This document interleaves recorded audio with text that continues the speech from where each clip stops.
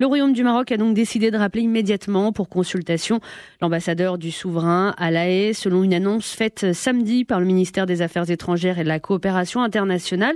Le ministère qui explique dans un communiqué qu'au cours des 2 derniers jours, des contacts ont eu lieu entre les autorités marocaines et néerlandaises au niveau des chefs de gouvernement et des ministres des Affaires étrangères respectivement. Ces contacts ont porté sur les agissements d'un trafiquant notoire d'origine marocaine résidant aux Pays-Bas et qui fait l'objet de 2 mandats d'arrêt internationaux émis par la justice marocaine pour association de malfaiteurs depuis 2010 et trafic international de stupéfiants depuis 2015.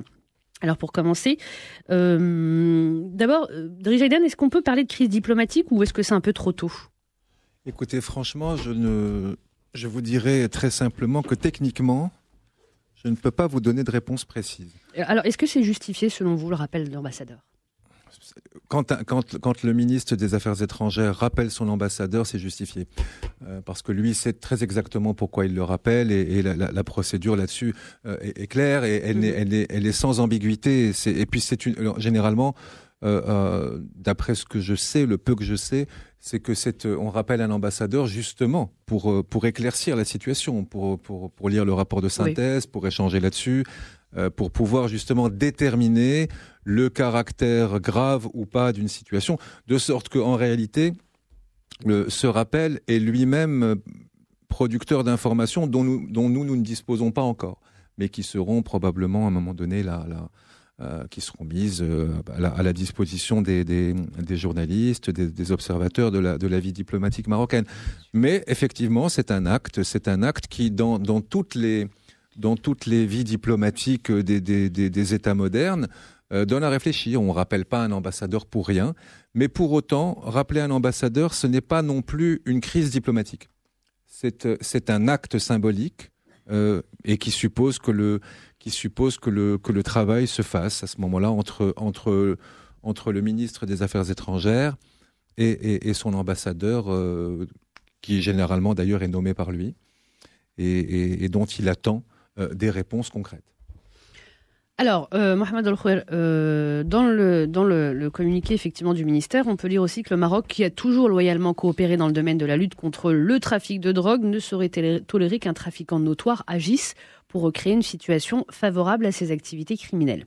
Donc ça, c'est ce qu'indique le ministère. Est-ce que les Pays-Bas, tout simplement, devraient l'extrader, puisqu'il y a ces mandats d'arrêt ?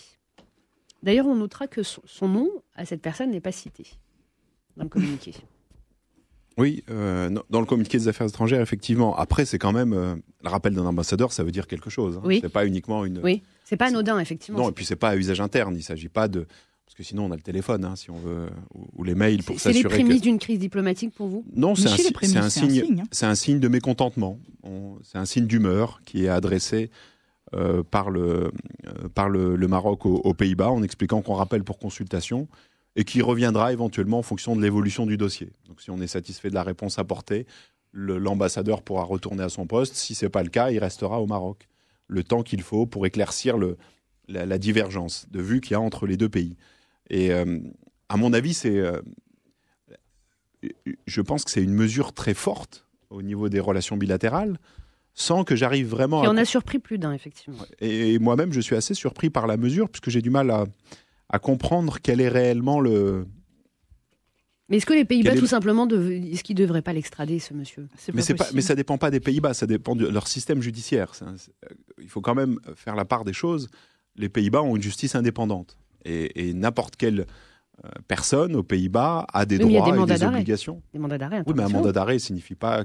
C'est pas parce qu'il y a un mandat d'arrêt qui est émis que nécessairement il faut embastiller la personne, la mettre dans le premier avion et l'envoyer dans le pays qui le réclame. Ce serait un peu trop simple. Il y a des garanties et des procédures judiciaires. Il y a des conventions bilatérales la plupart du temps. Et il y a un élément aussi qui est important à souligner, c'est que, à mon sens, la personne qui est la victime ou qui fait l'objet de ce mandat d'arrêt me semble être aussi de nationalité hollandaise. Il l'est. Et à partir du moment où cette personne est de nationalité hollandaise, ça peut aussi poser un problème pour les Hollandais du point de vue de leur droit local. Alors ce monsieur, on l'accuse aussi de financer et de soutenir sur le plan logistique certains milieux au nord du Maroc. Alors on n'a pas plus de détails là-dessus. Oui, après ce qu'il faut savoir, c'est que les Pays-Bas ou la justice hollandaise va l'arrêter, ou je crois qu'il a été arrêté déjà à plusieurs reprises, mais va suivre ses procédures et ses règles internes sur la base de ce qui sera qualifié comme un crime ou un délit aux Pays-Bas. On n'extrade pas quelqu'un qui est poursuivi dans un pays étranger pour une infraction qui ne constituerait pas un délit dans le pays dans lequel on se trouve. Donc, a priori, c'est du trafic international de stupéfiants. Il n'y a pas de sujet, que ce soit aux Pays-Bas ou au Maroc. Ce sont même pas des délits, ce sont des crimes graves. Oui. Donc, ça de mon point de vue, je pense qu'il n'y a pas de problème. Par contre, là où on a un vrai sujet, c'est la nationalité. Et je pense que les avocats de cette personne qui fait l'objet de ces différents mandats vont alléguer et mettre en avant. C'est que si jamais il y a je sais pas, j'imagine que ça a été le cas, j'ai pas tous les éléments, mais si une demande d'extradition a été faite officiellement le concernant, dans ces cas-là, il faut la traiter selon le droit hollandais et l'existence ou non d'une convention bilatérale. Et dans ce cadre-là, sauf à ce qu'il y renonce lui-même, mais la plupart du temps, le fait d'être de la nationalité du pays considéré fait que c'est un obstacle rédhibitoire contre une éventuelle extradition. Par contre, ce qui peut se passer, c'est qu'il puisse être jugé et condamné aux Pays-Bas pour ces faits. Ça, c'est tout à fait envisageable. Et c'est sans doute ce qui est en train de se passer, puisqu'il y a des procédures aux Pays-Bas qui sont diligentées, des procédures pénales. Donc, il a été arrêté, remis en liberté.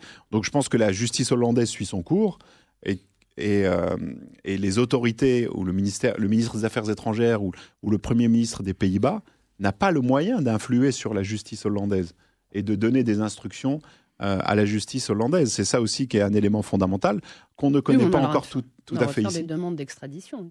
Pardon ? On a le droit de faire des demandes d'extradition. Non, mais c'est inutile. Ce que je veux dire, c'est qu'on a le droit de les faire. Non, il faut les faire.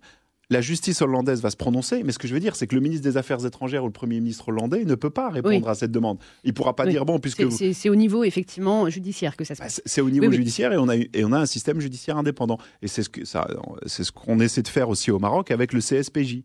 Et justement, ce que vous évoquiez ce matin, est la demande lors du dernier Conseil des ministres d'accélérer le passage de témoins du ministère de la Justice vers le CSPJ. Et dans ce cas-là, on se retrouvera dans la même situation. C'est qu'un État étranger qui demanderait une extradition et qui voudrait faire ou obtenir du ministère des Affaires étrangères marocain qu'il l'accepte, à lui répondre, on essaye, on transmet les éléments du dossier, mais pour autant, c'est entre les mains de la justice, et c'est une justice indépendante, et c'est à elle de trancher. Et si la justice considère que les éléments ne sont pas réunis pour permettre une extradition, quelle que soit la position de l'exécutif, elle devra s'y soumettre.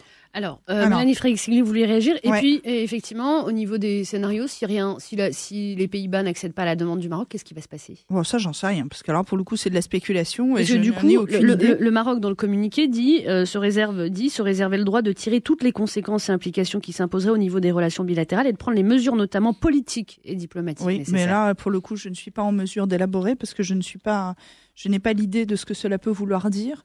En toute franchise. Alors pourquoi est-ce que c'est inutile de faire une demande d'extradition ? Parce que la personne dont on parle est effectivement binationale, que les Pays-Bas, comme d'ailleurs le Maroc, n'extradent pas leurs nationaux.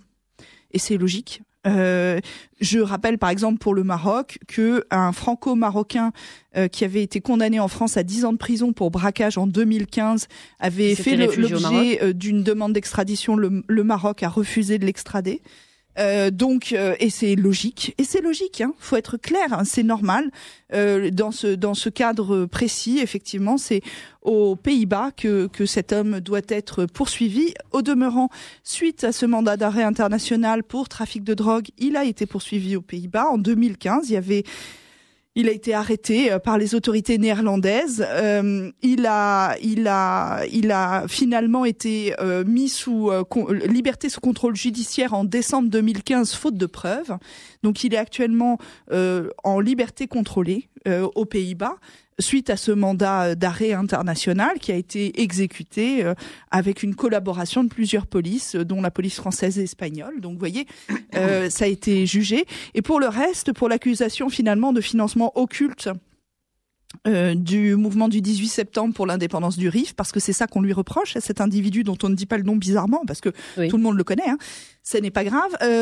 Lui, en l'occurrence, ce mouvement en particulier est enregistré au tribunal de commerce de Roosendaal, ce qui est la ville où il est résident domicilié aux Pays-Bas, et c'est une organisation qui est légale là-bas. Donc à partir de ce moment-là, si vous voulez, on a un Néerlandais qui est poursuivi dans le cadre d'un mandat d'arrêt international pour trafic de drogue et qui par ailleurs fait l'objet d'accusations de trahison par rapport à sa deuxième nationalité dans un cadre qui n'est pas reconnu par la justice néerlandaise. Il n'y a pas moyen que ça fonctionne, si vous voulez. C'est impossible. Donc après, globalement, qu'il y ait pression, à mon sens, en fait, on ne sait pas exactement pourquoi. C'est-à-dire que ce rappel d'ambassadeur est effectivement un signe de discorde diplomatique très très fort. Oui. Les termes employés sont effectivement très violents, très très très très fermes, comme le Maroc nous y est habitué depuis maintenant 5 ou 6 ans, dans ses rapports diplomatiques avec la France, avec l'ONU, avec d'une manière générale avec l'Europe, avec d'une manière générale pas mal de gens.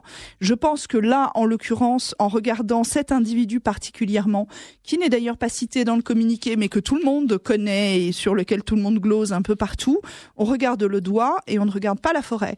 C'est-à-dire qu'on ne sait pas quelles sont les causes réelles de cette discorde, on ne sait pas quels en sont les enjeux réels. En tout cas, ce n'est pas le prétexte que l'on envoie, parce qu'il est aberrant. Donc voilà. D'accord. Donc pour vous, finalement, c'est un prétexte. Pour moi, c'est un prétexte parce que je vous dis, il y a des raisons réelles cachées. Il y en a forcément, parce que là, il ne peut pas y avoir d'extradition d'un national néerlandais. C'est impossible. Alors voilà. Alors vous parlez de raisons réelles cachées. Talal Shakir, il faut noter qu'avec les Pays-Bas, déjà, sur la question de certaines prestations sociales pour les immigrés retraités marocains, il y avait eu déjà quelques couacs pas les seuls. Entre le Maroc et les Pays-Bas. Il y a aussi les insultes de Geert Wilders, qu'on n'a pas oublié non plus. Alors, il ne faut pas tout mélanger, c'est vrai. Et le blocage des accords de pêche. Et le blocage des accords de pêche. Mais qu'est-ce qu'on peut dire, finalement, de l'absence de réponse officielle, on va dire, de l'absence de réponse néerlandaise à toutes ces atteintes au Maroc et à certains Marocains? Alors, première chose, le blocage des accords de pêche, c'était pas uniquement les Pays-Bas, il y avait d'autres pays. C'est l'Union européenne, oui. Exactement. Donc, le Maroc a réussi, grâce au Conseil juridique de l'Europe, à reprendre ses droits.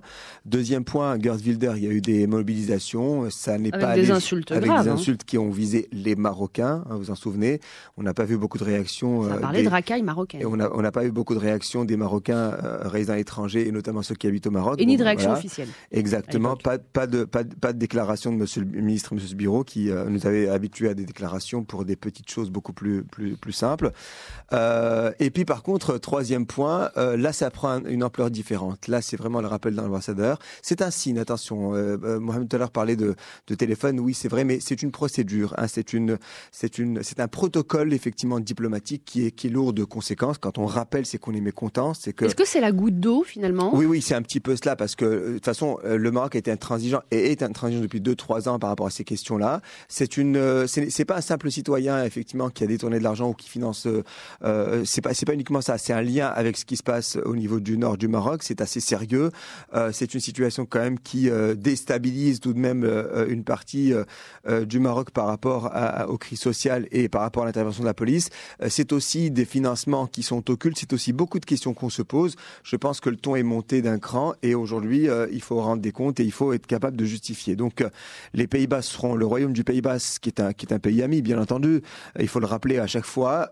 Aujourd'hui, doit prendre en charge ces instances et être capable de répondre à la requête marocaine, parce que là, c'est effectivement une situation qui nuit à la sécurité, qui nuirait à la sécurité nationale. C'est pas un simple trafiquant, point. C'est aussi quelqu'un qui effectivement aurait baigné dans des financements occultes et des financements pour perturber. Donc là, c'est trouble à l'ordre public et c'est sécurité nationale, et donc là ça ne pardonne pas.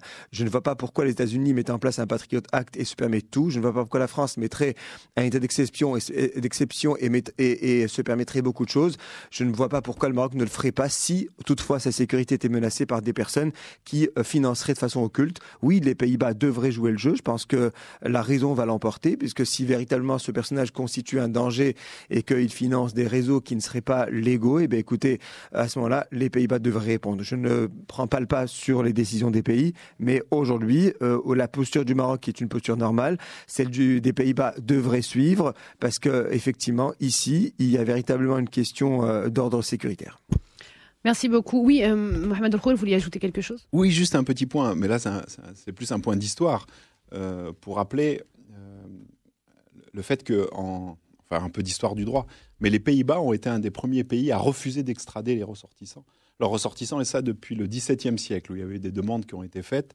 Donc il risque d'être intransigeant là-dessus. C'est un principe fondamental aux Pays-Bas, et ça va être très très compliqué d'obtenir ou de les faire revenir sur ce sujet-là. Après, sur l'autre point qui est de dire, pas sur l'aspect trafic international, mais on va plutôt évoquer celui du financement d'activités supposées séparatistes. Là aussi, je pense que ça ne résiste pas beaucoup à l'analyse, puisqu'on vient de nommer un ambassadeur à Cuba. Et on sait que Cuba a une situation et une position tout à fait inacceptable sur l'intégrité territoriale. Donc je ne pense pas que ce soit véritablement le fond du problème. Alors, je rappelle que sur cette question de la non-extradition d'un national, le Maroc aussi est extrêmement ferme et même presque crispé avec l'idée que la demande d'une extradition d'un national par un autre pays, même ayant des accords bilatéraux de coopération en termes de justice, reviendrait finalement à de l'ingérence et une forme d'impérialisme inacceptable. Donc il est évident que pour les Pays-Bas, ça n'est pas acceptable non plus. Merci beaucoup.